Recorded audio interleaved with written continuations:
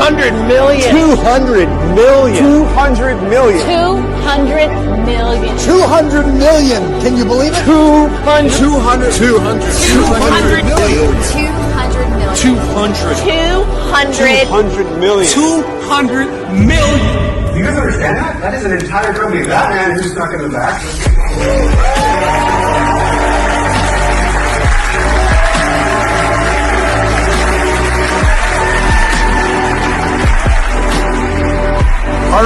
Our whole mission really is to be the most agent-centric real estate brokerage on the planet.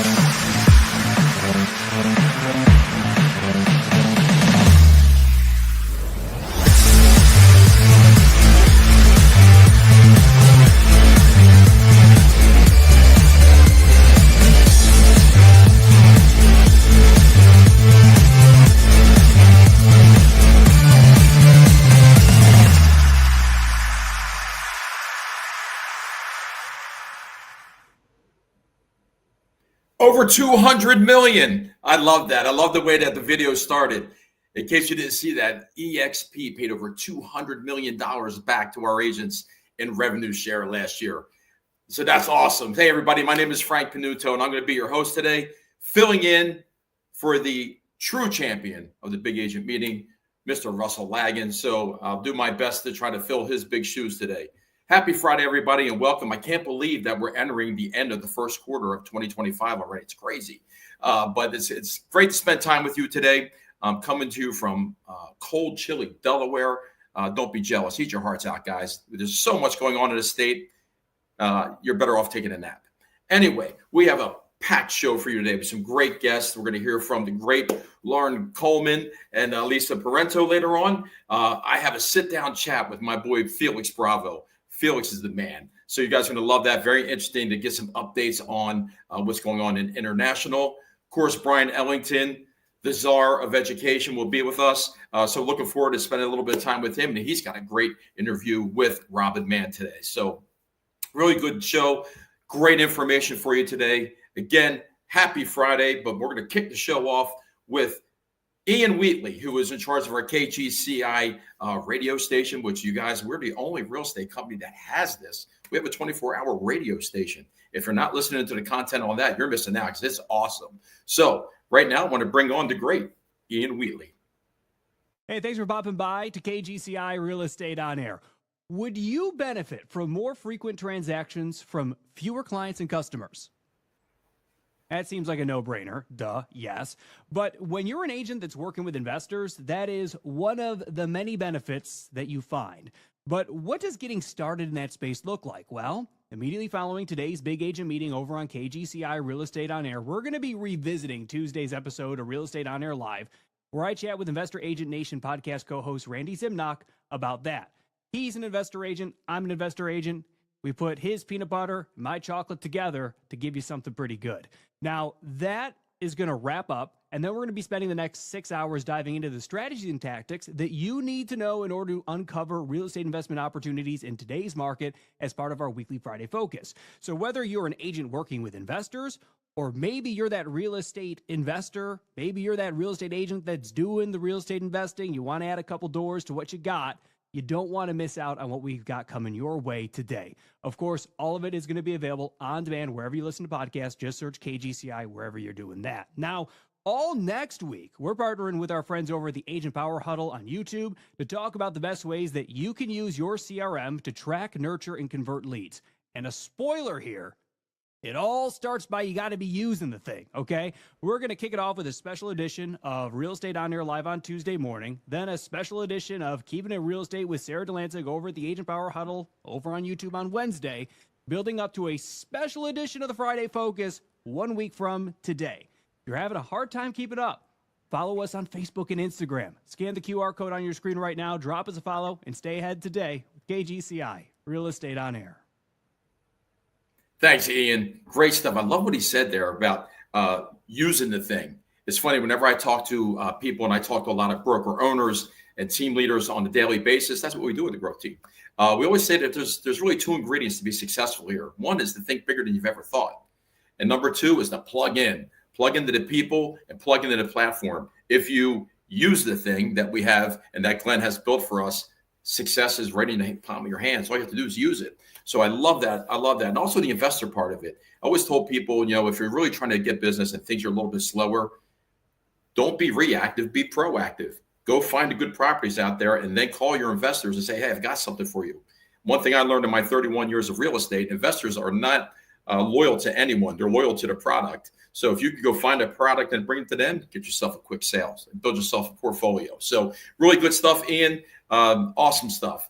Now, we have our brokerage updates coming up with the great Lauren Coleman, and she is with Lisa Parento today. So guys, take it away. Okay, thank you, Frank. Hi, good morning. My name is Lauren Coleman. I am the Vice President of Brokerage Operations here at EXP, and I'm here with the amazing... Thank you, Lisa Parento. Yes, She is our National AAC Chair, and we're here to discuss the National AAC and why it's so important here at EXP. But first, want to give a little background of how the National AAC became to be. So many moons ago, Glenn Sanford, our CEO and founder, established the National Agent Advisory Council to ultimately ensure that the agent voices are being heard and that they're able to help shape the future of EXP.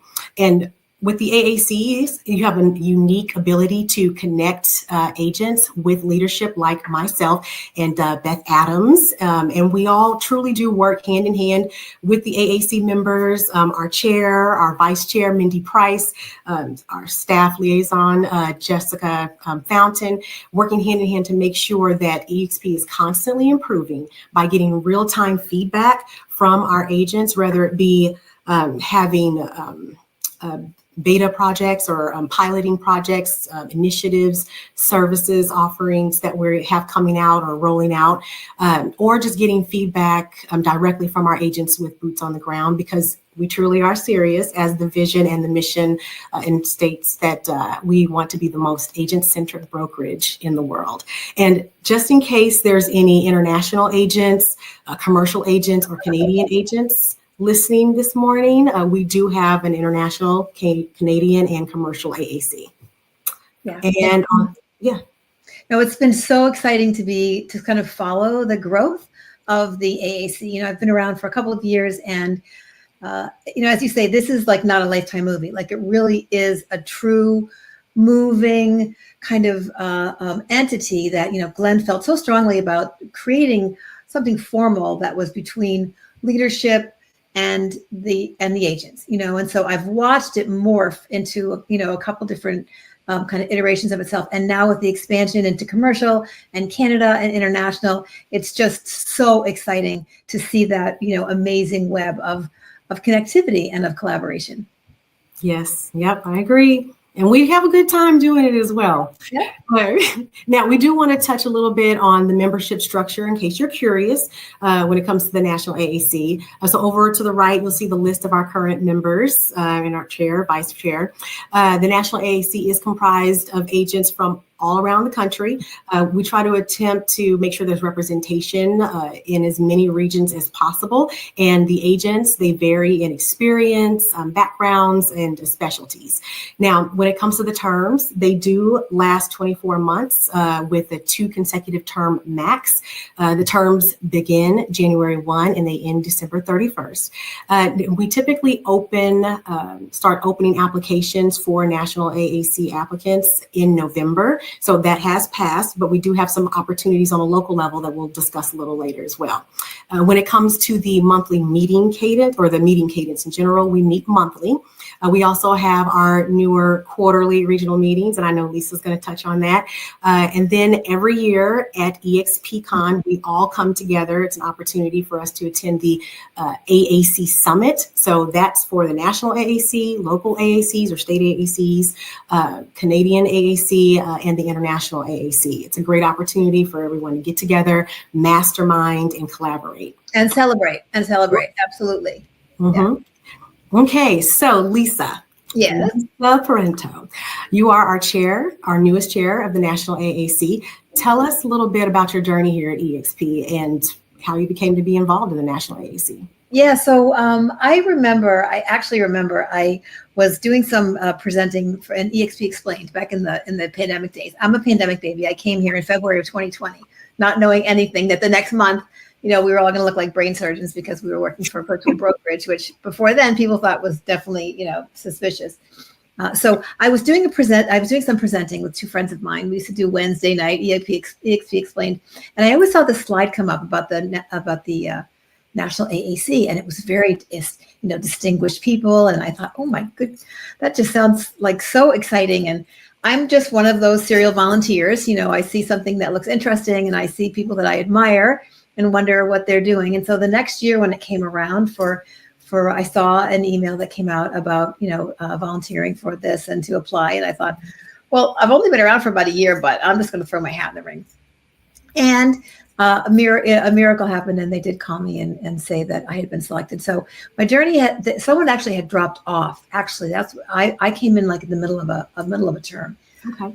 And so I was kind of thrown in, and back then we had shareholders and EXPCon. So we met twice physically, and it was just a really amazing group. And we would have meetings, and Glenn would be there, different people. And I thought, oh my, you know, there's all this small room, you know, there were maybe 10, 11 of us, and Glenn and, you know, Patrick. The first time I ever met Patrick was in one of those small meetings. And you just, you know, we hear that the leaders our leadership is so accessible, but they really are, and they really are just trying to solve problems. And that really resonated with me. The fact that this was not some, frosty whatever, that it was actually people who wanted to find little broken places and see if we could make them stronger.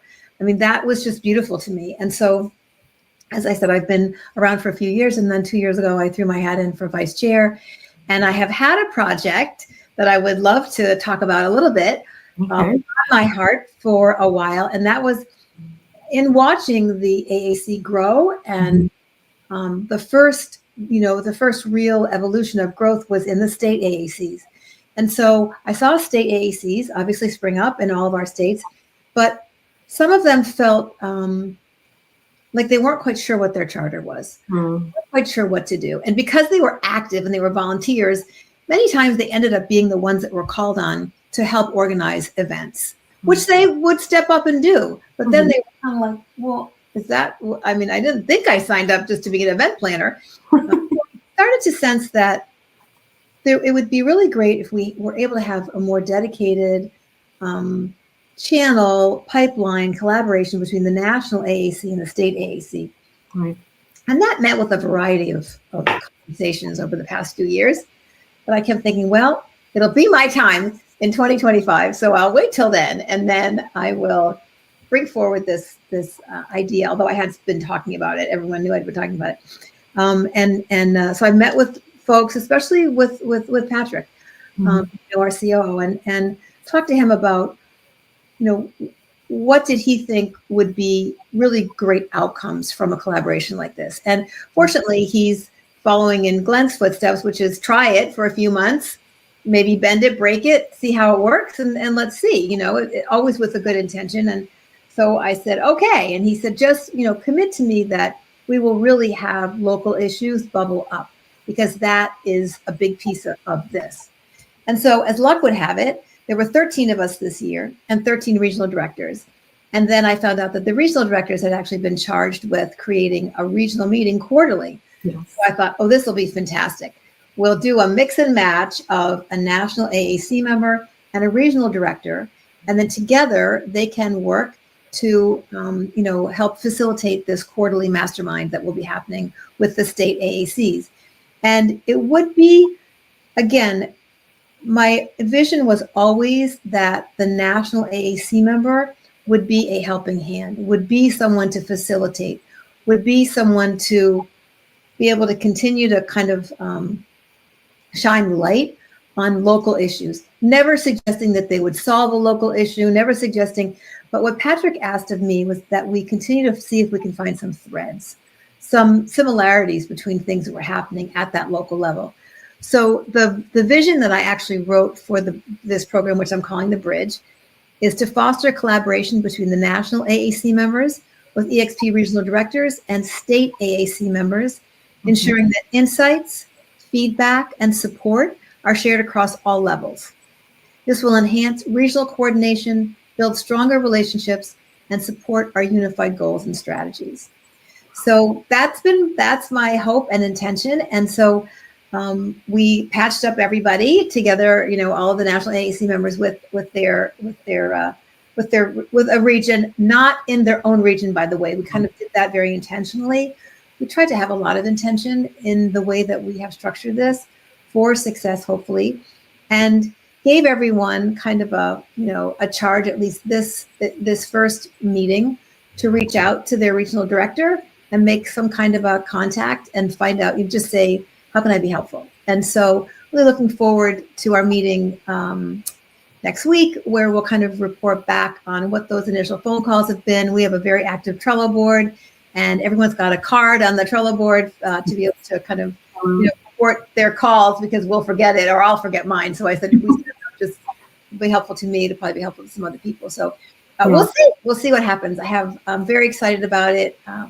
Yeah, our directors are excited about it as well. Working hand in hand in collaboration with the regional directors, local leadership, the national AAC rep that's been placed, like you said, and then the chairs for each of the states that are in that region, working in collaboration for those regional meetings. So looking forward for the masterminding that will happen during those meetings and getting that feedback as well, so that they can share the love when it comes to those challenges that they've experienced in the state and how they overcame them, as well as those wins. So it's like, okay, that worked in your state or your region. Let's see that over here in the West or the East or South or where have you. So looking very much forward to that. Go ahead. Well, I was just going to say that answers one of the questions I was going to ask you about your top priorities for 2025. That's already undergo.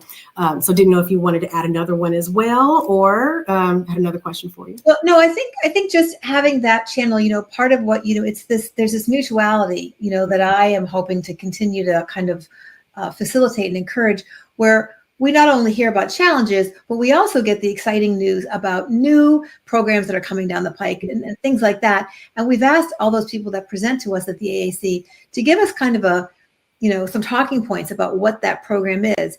And then I envision us sharing that with our regional director and the state AACs, and just having, just more information sharing and just lifting up of everyone.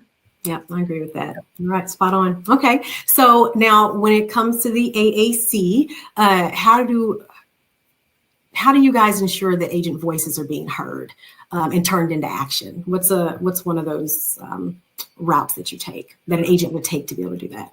So we have a great form that's kind of published everywhere. I know we do a newsletter, and I think we could probably do a better job of that. There actually is another project.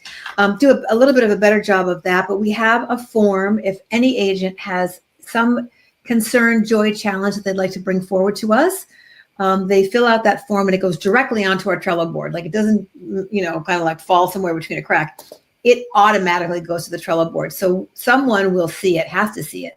And someone has to take it from concern brought forward to, we're working on it, it's in progress, who's going to do this or that, and then finally to, to a solutions column and celebrate column. So anything that comes forward to us actually goes somewhere, and people are looking at it, including us, including all the AAC members. So it gets directed to staff as well as to us, and we make comments on it. And I think it's for a brokerage of our size, I think it's an incredibly effective way. And I know that same thing happens at the state level. There's a form for state, for agents to send something directly to their state AAC. And then if it's deemed that it should come up to the AAC, then it gets funneled up towards us. Yeah, and we will drop, we will ensure that we drop the link, the National AAC suggestion form in the chat so that you'll have it. And then actually, let's see, thank you. On the next slide, here is, if you take a picture of that QR code, you'll be able to have access to a list of all of your state AACs and their suggestion forms, because we want you to get out. We want to hear your ideas. We want to hear your voice, share your input on how you feel that, something that you feel that could help improve the state. Like, we want to know that. And you work hand in hand with your brokers, the state AAC members. And so that link will get you to your state. Click on it and fill it out. And same thing like what Lisa said, your input will go to the state Trello board, and then they will address it. Now, if you end up, and don't worry about, which board should I use? Should I use the national AAC form, state AAC form? If you fill out the state form, and then let's say your question or idea would be good for the state, but it's also one of those things where it's like, oh, that's more national level, it's not something that the brokers can necessarily change on the state level, then it will get routed up to the national AAC Trello board that we will address and truly look into and see what's possible. Also, if you're interested in joining the state AACs, it's not too late. Yep. Because, the national AAC, that happened, that's already passed, but the state AACs, they are, applications are open. So you want to pay attention to your newsletters that are going out from your brokers, workplace chats, things like that. But if you just want to reach out to any member of your broker state team, and they'll be able to give you some information on how to join your local. Or reach out. Feel free to reach out to any of us, me included. It would be hard to say you couldn't find me. I just want to say one quick thing about that. Volunteering at this level, or really any level, is such an amazing part of being a realtor, being in any profession. I mean, you find other people that also want to be involved. They're excited about what they're doing. People who are not involved, don't really know what they're doing here, don't love real estate. They don't volunteer for stuff like this. People who volunteer are those that are committed, they care, they want to learn. They often want to learn some leadership skills. I mean, that's where we learn. This is where we learn. So, you really gain so much by being at the table with other folks who also want to be at that table. So I would encourage everyone to consider joining the state AAC and letting that be a springboard to further volunteering for EXP and for real estate in general. Yeah. Your opinion matters. We want to hear it. So thank you, everybody. That's all we have for you today. Thank you for tuning in, and we'll have more at another time. But get involved. We're here. Absolutely. Thank you. Wow. Thank you so much, Lauren and Lisa. That was, that's awesome. And, when we talk about agent centric and all that stuff all the time, and yes, the revenue share is incredible. I mean, that's really unbelievable, but your voice being heard is just as important. I mean, I've been doing this, like I said, for 31 years. I've been with a couple of companies. I've never seen anything where the agent's voice matters and the agent's voices are heard. So when you're talking about being agent-centric, and that's a word that's overused in our industry, I think everybody would agree with that. We put our money where our mouth is, literally with revenue share. But more importantly, when we get feedback from the agents, that's why all these surveys matter, you guys. We have our QBRs, obviously every quarter, from the leadership group. Our agenda is based on your feedback. So every time we meet, we just met in Dallas a couple of weeks ago. The agenda was all about your needs and what you see out there, and any kind of pivoting that we need to do. So please, when we do send out the NPSs and all that stuff, please use it, because it helps us. It helps us grow as a company. So again, thank you so much, you guys, for what you're doing. This national ACZ killer. That's unbelievable. So excited about that. All right. Next up, my little brother, I like to call him, Felix Bravo, Vice President of International. I had the opportunity to sit down with Felix and talk about what the direction of international and what's coming up down the road. Super exciting stuff, guys. So enjoy this next segment. Here we go, Felix. Oh, man, I'm so excited to see you. Here's my little brother. Hey, Felix Bravo. How you doing, man? What's going on, Frank? How's everything? Everything's great. For those who don't know, Felix was the regional director in Miami. Absolutely crushed it. And Glenn poached him to come to go run our international program. He's now Vice President of International Growth. And Felix, listen, everything you've been doing has been unbelievable. So first of all, congratulations on all the success that you and the whole international division's having. Thank you. Yeah, we've just got I almost said something not correct, but we've got an absolutely amazing team. A team that's kicking butt. Let's put it that way. Yeah, we've got an awesome team, man, and we've been moving. I think we've been moving faster than we've ever moved before. And that's kind of been our story over the last 6 months to a year. Yeah, and I'm going to talk about that because I think most of us are in the States, right? So we don't really know. We hear bits and pieces about what's going on over there, but we don't really know everything. So, let's get caught up on that. So let's talk about, obviously we added some more countries as was told to us at EXPCon. So let's talk about how that's been, what you see coming down the road, and what you see for international as a whole. Yeah, so just to level set for everyone watching, if you're not too familiar with the international division, we're currently in 22 markets outside of the US and Canada, and we're opening up 4 new markets at the moment. So we've got Turkey, Egypt, Peru. We were just in Egypt. Glenn, myself, Sarah Hutchinson, the rest of the international leadership team, we were there for a bit of a soft launch that we're working on in partnership with the Arab MLS there. And then in a couple of weeks, we'll be in Lima, Peru, for our launch here, I think March 21st, which we're super, super pumped up about. And then we have a 4th country that we haven't mentioned, that we haven't publicly said which one it is, but I think in the next coming events, you guys will hear about it, which we're super pumped up. But we're all in on international expansion. We have some pretty ambitious goals. And I think over the next 3 to 5 years, what you'll see is EXP International continue to expand Glenn says 100 countries sometimes he says 50. We're we're not really sure, but one thing's for sure is we're pushing expansion. And I really see us being at 60 markets in the next 5 years. So you'll see a ton. We've got so many countries in the pipeline. Thank you to all our amazing agents who have been reaching out, making introductions to people, boots on the ground in these markets. And we've got some really exciting stuff.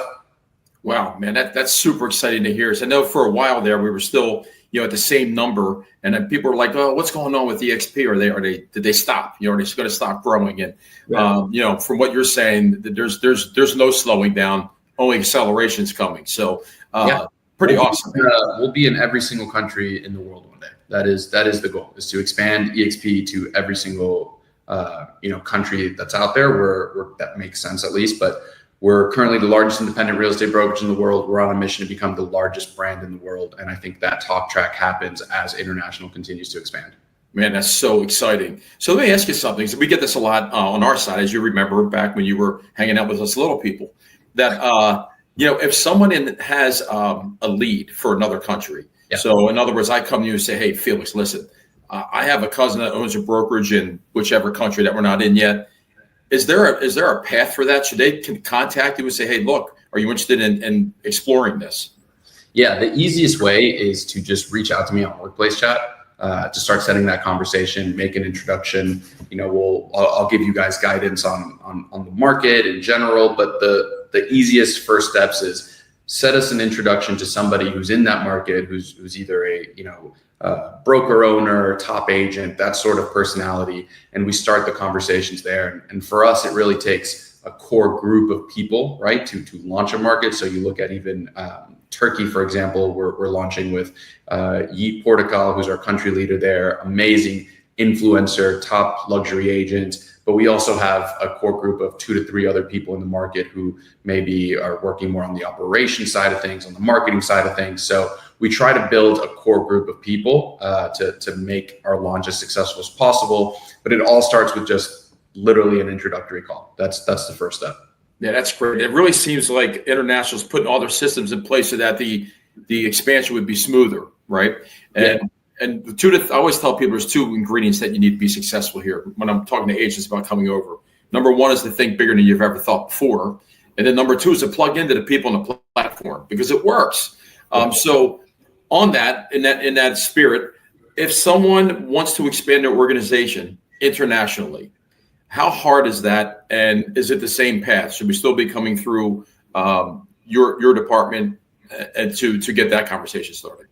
Yeah, so this is actually one of the most common questions we get, mostly from US and Canada agents, but even agents in France want to learn how they can expand their organizations into Spain or into the UK because there's so much cross collaboration. And what we've really done over the last 6 months is regionalize our communities, right? So we've got EMEA, the EMEA region, the CALA region, the APAC region. They all have their own leadership teams now, and they have strong communities. We have a global referral platform, which our agents use to refer business back and forth internationally.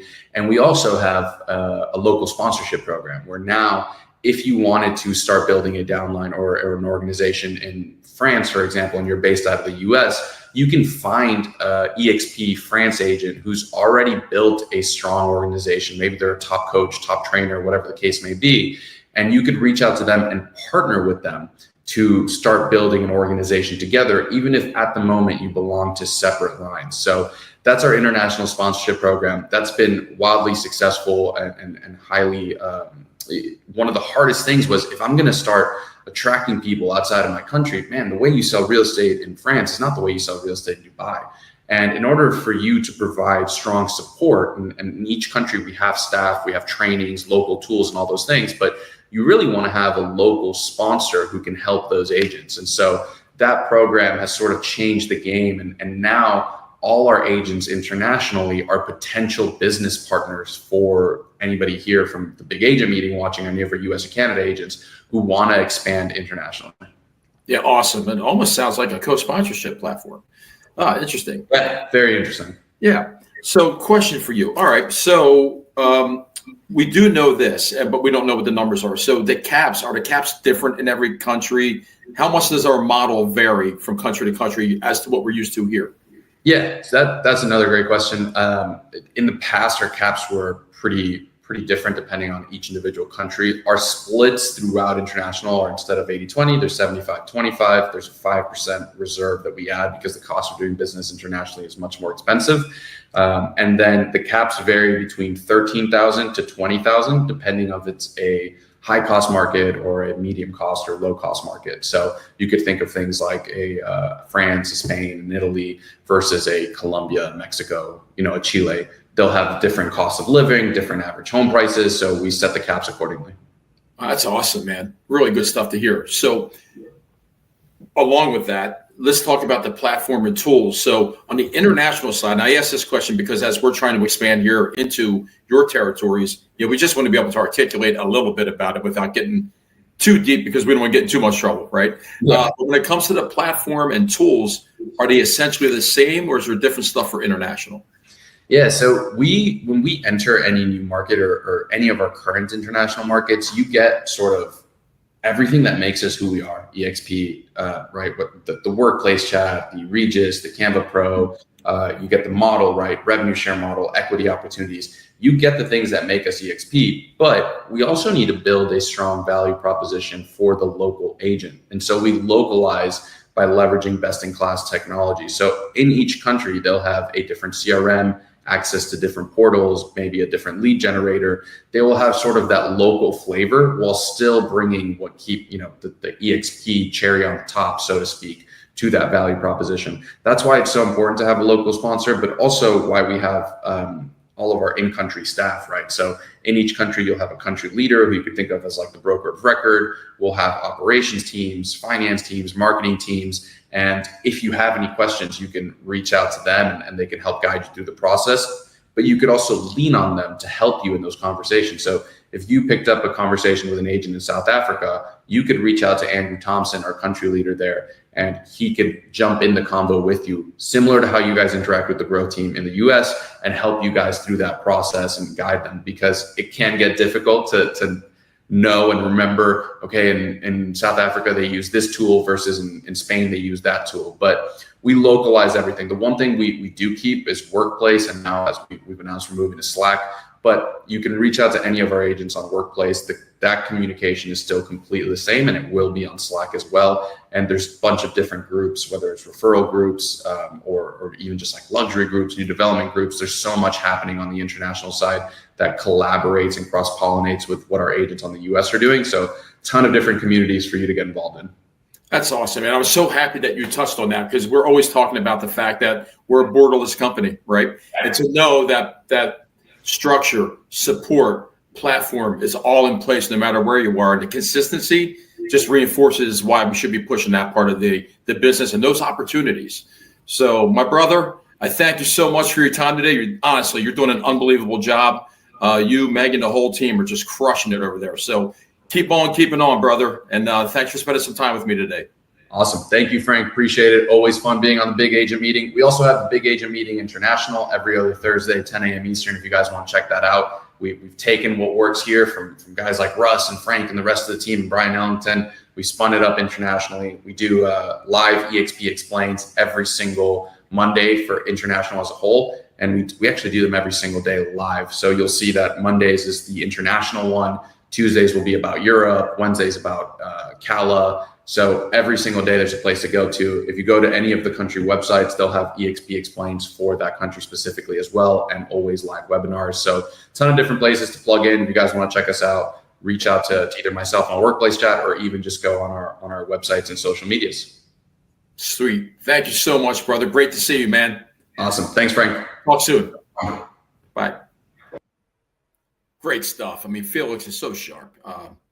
Thanks, Felix. Appreciate that, bud. So, I mean, guys, a lot of times we see all the imitators out there right now, right? And the grass always looks greener sometimes. And it's like, you know what? I wonder what's going on over there.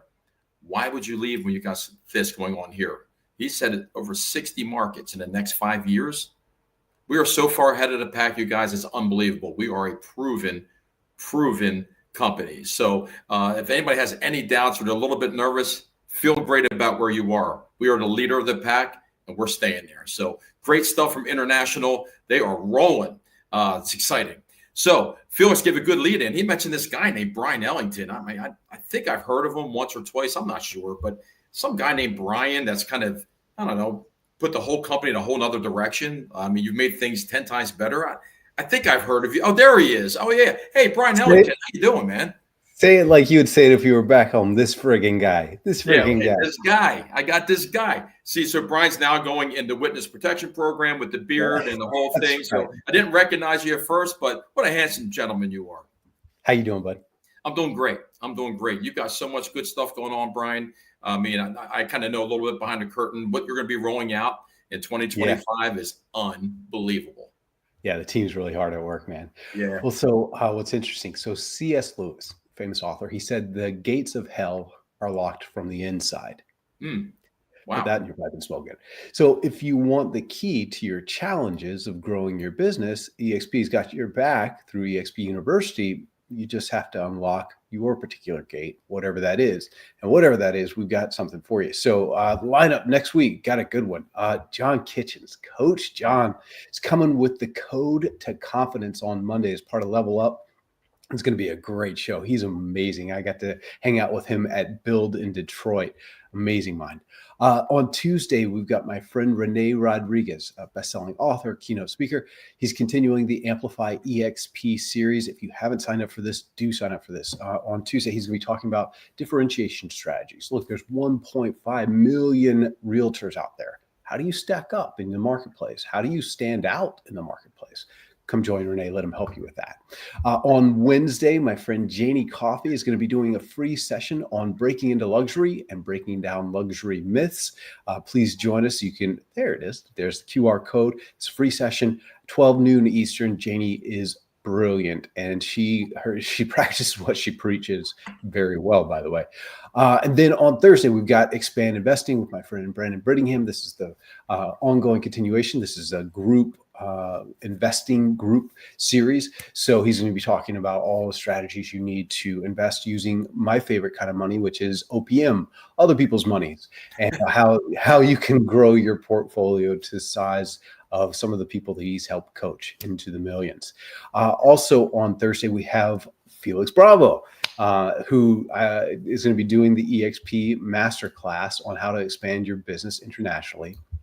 You heard him talk about the 60 markets over the next few years. Go get your unfair share piece of it. And by the way, it's not as hard as it sounds. I had a great conversation with Barry, who has helped himself to the international markets and is growing his revenue share. So we'll put that up as a lab sometime. I'm sure of it. Speaking of which, next Friday, we're dropping a lab with my friend Al Abdullah. He's going to be talking about FSBOs, expireds, and even recruiting too. And then on the Big Agent meeting, my friend Janie Coffey is going to join us. One last thing before I bring out our guest for today. EXPCon Montreal. For all my Canadian brethren and sistren, or those of you who are pretty close to the border, go check that out. We've got 30 breakout sessions, tons of masterminds, tons of great opportunities for you to network with other agents so you can build out your agent-to-agent referrals. Look, the conference can pay for itself if you make it pay for itself, but it's going to be an amazing, fun time, plus a few parties along the way. So come join us for that. So today, Frank, I got to sit down recently with Robin Mann, a friend of ours. I do too. Amazing mind. And we, of all the things we could talk about with her, we talked about sphere of influence and how you build and work a sphere of influence. So without further ado, ladies and gentlemen, Ms. Robin Mann. So Robin Mann, 5-time icon from the Charlotte area. Thanks so much for being here. Now, I'm curious. Tell us a little bit about your background, your journey to get to where you are in real estate to start us off. All right. So thanks for having me. That's the first thing. Always welcome. Journey in real estate. So I started out as a 2 full-time career agent. Like I couldn't make the leap as being a solo agent. And I worked for the biggest brokerage in the area, and they were one of the biggest in their whole brokerage. But so I worked 2 full-time jobs for 9 months, and I did 9 months. I did 9 deals in 9 months. I was their rookie of the year, and they are the largest market center in their brokerage. And I was the rookie of the year being a part-time agent, which was pretty cool. So did that, leapt and did full-time, and then got a TC, I did 9 deals that first 9 months. Then in 26, got a TC, transaction coordinator, and did 52 transactions. And then I have not gone behind that.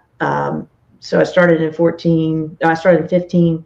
So 16, 17. So I'll be getting ready. I'll be up on my 10-year mark in 15. So this April will be 10 years. So I've done at least a sale a week since 2017. Okay. And that leads me here. I heard the talk about it. And the win-win, that for me was fine. But you were about to say something else, and I didn't hear what you were saying. Okay, so I wasn't going to tell you about this, but this is something else that I do every year, and I do it. I work on I like being a creative. So, and I worry about copyright laws, and so I know this is illegal. So I don't know if you can see this, but yeah. And so that's that your face on both of them? Yeah, that's Hillary and that's David, but it's my face. So I've done this type of postcard every year, like something silly. One year it was Friends, one year it was Michael Jordan. Like in 2023 it was Michael Jordan because that's his number. But it's always something creative, and it always says, do you still love your house? If you don't, great. If you do, awesome. Either way, I want to hear from you. And so it's just something that's a little bit out of the box. It's the same thing that everybody sends. They send a closing anniversary card or something, but I do something fun. So when I do things, I really work on it being something that makes them laugh and that makes them feel. It gets them to pay attention too, I think, which is that's the problem with any sort of direct mail or email, is that there's others in the mix every time you go to the mailbox. There's a ton of emails in your inbox every time you open your inbox. How do you stand out? And I think that's very clever.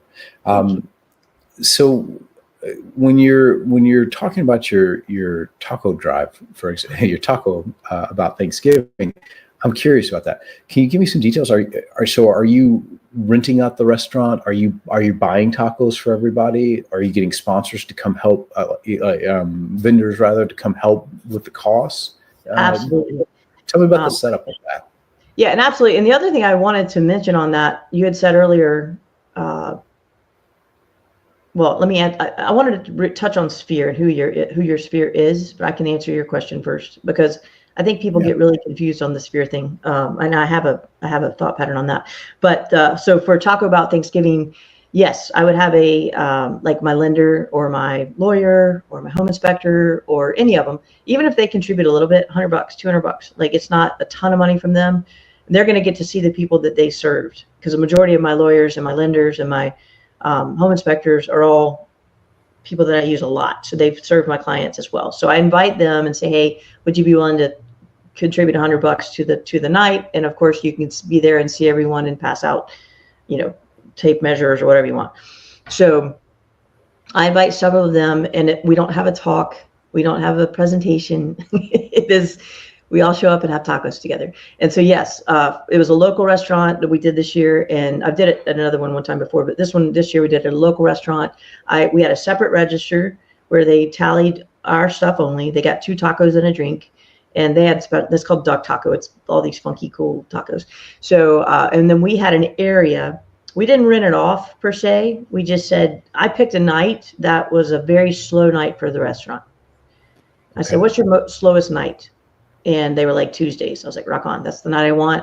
Can I kind of take over this portion of the place? And they were like, yes. I'm very much frugal with my business money. I rarely spend money on things. I get others to spend it, or I figure out a way to do it like this. That's a win-win. So no, I didn't rent it out. So it was great fun. We just had an area and people trickled in. There was no mass quantity of folks at one time. It was just a span of people that trickled in, and they brought their socks, and we ate tacos and drank margaritas, and then the cool thing about inviting your other vendors is you have people to talk to your people, because if you're the only one there, which is what I used to do, I had a pie drop in. And people would come and pick up their Thanksgiving pie, and there's 30 people that show up and they all want to talk to me. So when you invite those people in, okay, I get to talk to you, Brian, for a second, and then, okay, wow, I can go talk to these 4 people and not feel like I've just left you hanging. So yeah, we just did it right there at the taco place, got all the socks. And then if you are a social media person, which I am, you're filming content. I don't hire a professional. I use my cute little phone to film content, and you're taking pictures. You can have your spouse or your friend or your vendor make sure they're taking pictures. And then when you deliver the socks, that's a whole nother opportunity.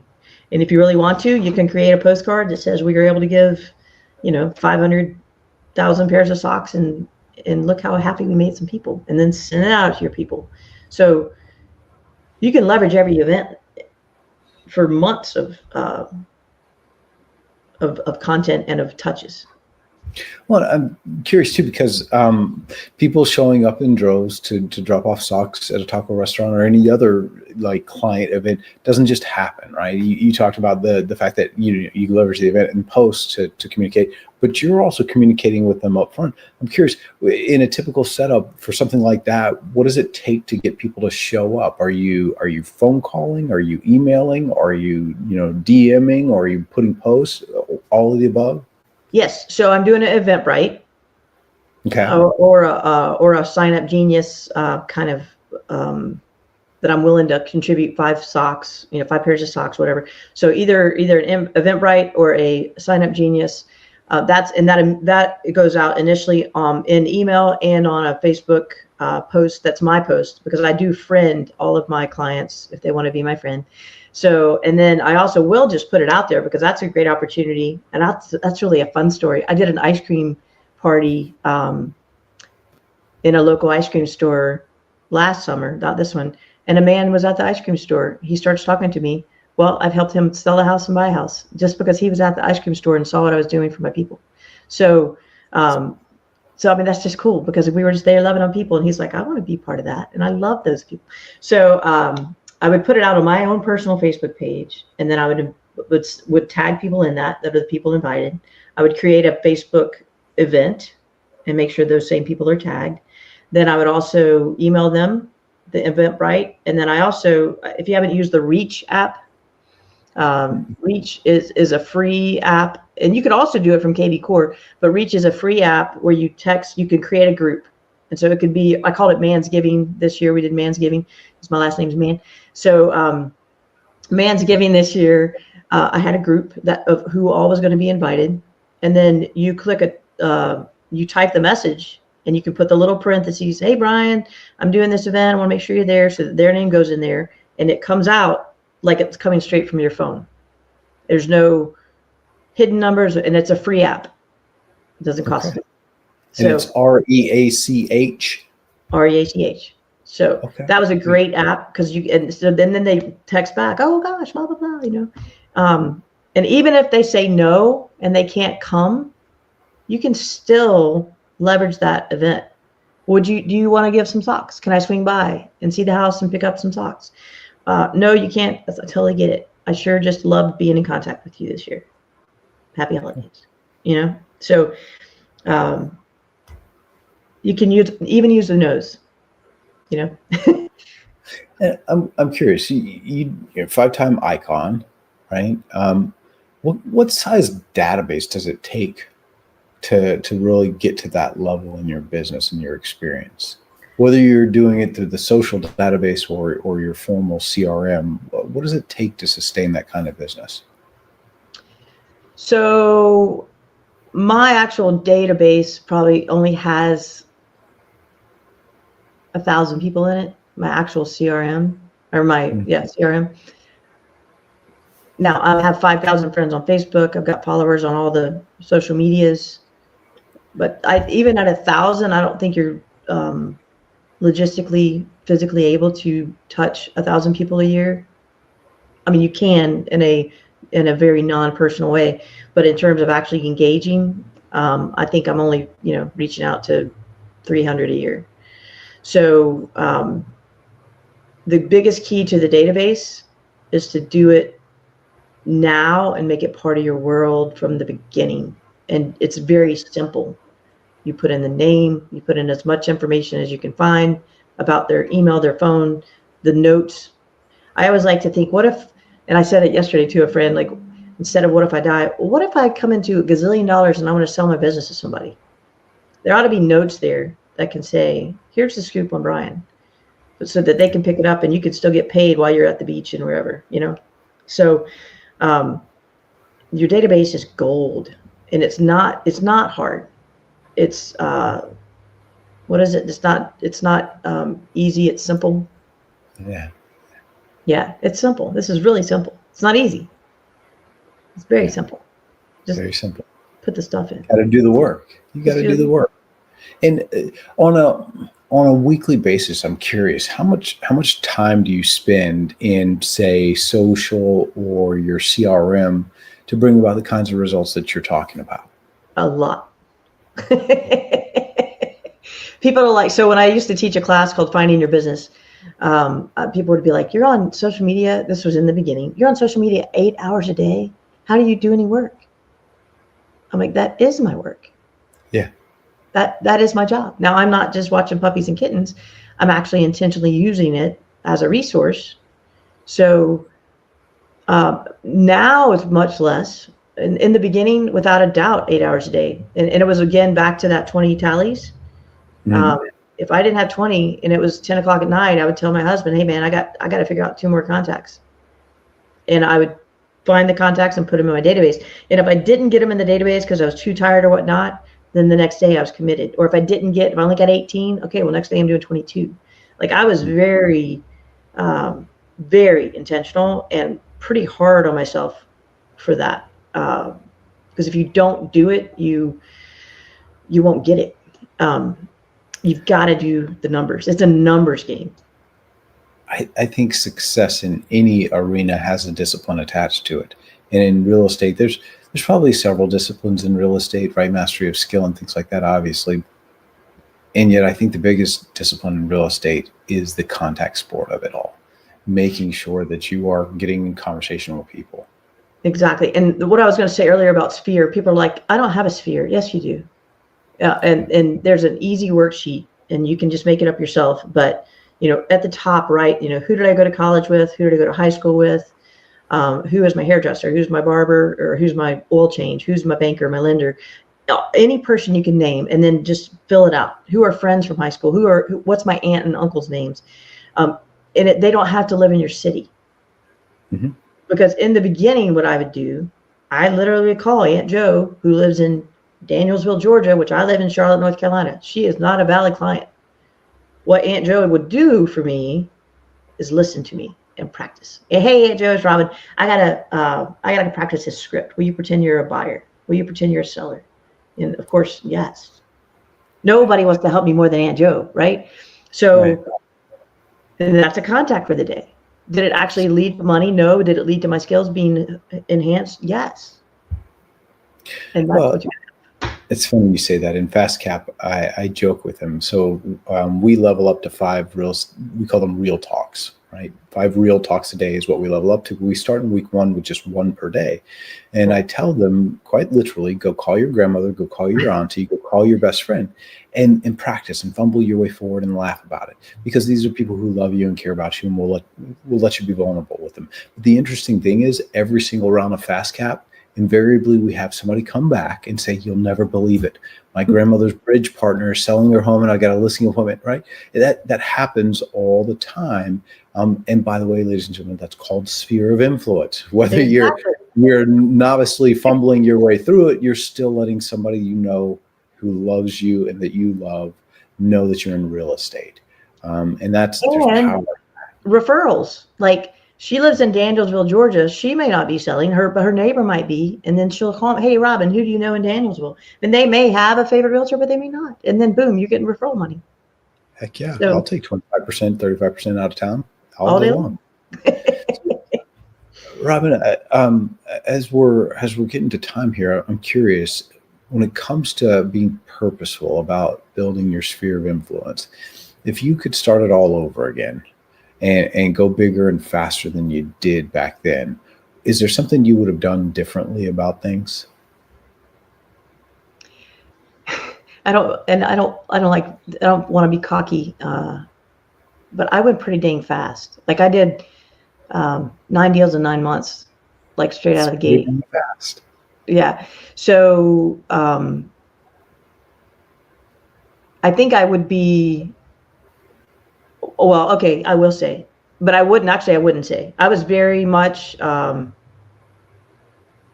hire. You want me to go? So Charlotte is big. I live down here. And would I go up here? Yes. Would I go over here? Yes.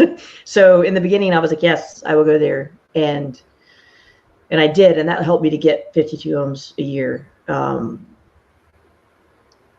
And I wouldn't change that, because that is how I just was like, I am determined to make this successful. And so what I could have done better at that moment is to leverage that out. Let's find an agent up there and what I could do now, that I can refer that out to instead of me driving all over the place. That would be really smart. In building a team, if I wanted. I'm not a team person. I'm always just, I do better. I have people I have 60 agents, but I'm not a team leader. The other thing I would have done is to be more intentional. I did this with one particular neighborhood and it worked out really well. And I could have done it more, but I just dove straight into the Facebook. I picked the neighborhood that I love and I just went door knocking. And it was a market research door knock. Like if you ever want to have a door knocking class, I'll teach you all day long. But because I've got some great door knocking stories that have turned into really cool wins. But I just picked the neighborhood I loved and I literally knocked on the doors. Hey, I'm a new realtor. This neighborhood, every time I'm in it, I smile. This is why I love it. Why do you love it? That's it. That was the door knock. That's a great script, by the way. Right? Thank you. It's so simple, right? And then the key is, this is a crazy story. I taught door knocking class. This beautiful little man went out. He did 3 of those notebooks you're talking about with your mom. 3 of those. Yeah. He's like, Robin, I don't have any business. I'm like, well, show me your follow-up. And he's like, well, I didn't follow up. Yep. He just kept really good notes. I was like, oh, you're killing me. But like what would be smarter is if I really wanted to, like right now, if I want to up my price point, all right, well, let's get back to knocking on some doors and let's pick a neighborhood that's the higher point demographic and do the same exact thing I did with this little neighborhood that I loved in a higher demographic place. And if you don't want a door knock, okay, well then circle farm it or Facebook, get a part of their Facebook group somehow. Go make a friend in there. Like just figure out a way to get there, because there's so many ways to get there. Yeah. I don't know if that answered that, but I think maybe just being more central geographically, but really no, because it helped me to be all over. Yeah, I think that's right. I mean, the name of the game is building up your sphere. However you choose to do it is fine. Door knocking is a great way to get in front of people because you're immediately building a relationship. You're immediately building rapport. I'm a former door knocker for 6 years. I love door knocking. And by the way, I'm going to take you up on your offer when we go to the geographic farm training as part of the series. Love it.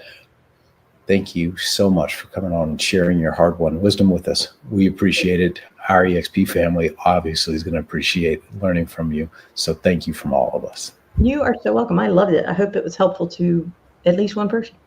So. I know it will be helpful to a lot of people. Yeah. All right. So for all of you out there, get out there, build your sphere, build your social media influence, and then work it through a database so you can succeed and have stable success in your business as you go.